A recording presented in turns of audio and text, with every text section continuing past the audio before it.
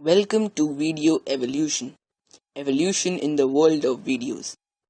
Today, we are going to start with the summary of the first chapter of Three Men in a Boat. Narrator Jerome and Harris were actually sitting in a room and discussing about their own diseases or ailments that they had. Harris and George always felt that they had fits of giddiness or they used to feel sleepy or drowsy. They were very confused about what they were doing and what not doing.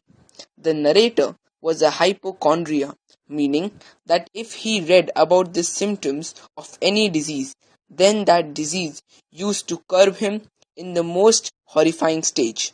He once went to the British Museum and there he read a book in which there were all details about each and every disease. When he read the book, he found that his liver was out of order and he had got many diseases like typhoid, cholera, etc.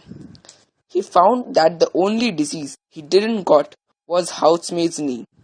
He then went to a doctor who was his old friend and he told the doctor about his disease. The doctor examined and wrote a prescription. When the narrator gave it to the chemist, he gave back the prescription because there were only physical work to do, like walking in evening, afternoon, and sleeping for hours and eating beef steak, etc. All these friends were actually overworked and they needed rest and a complete change of scene. So Harris suggested that they should go on a sea trip, but narrator opposed it as they would become seasick there. Narrator explains this by giving examples of his brother-in-law that in ship they were not getting adequate food and facilities, so he became seasick and returned by train.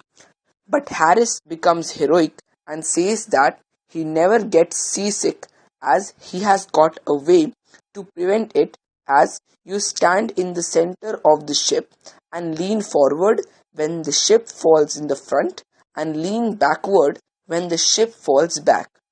George suggested that they should go up to the river. All of them agreed except Montmorency, who said that scenery is not in his line and if he would see a rat, they would not allow to kill it.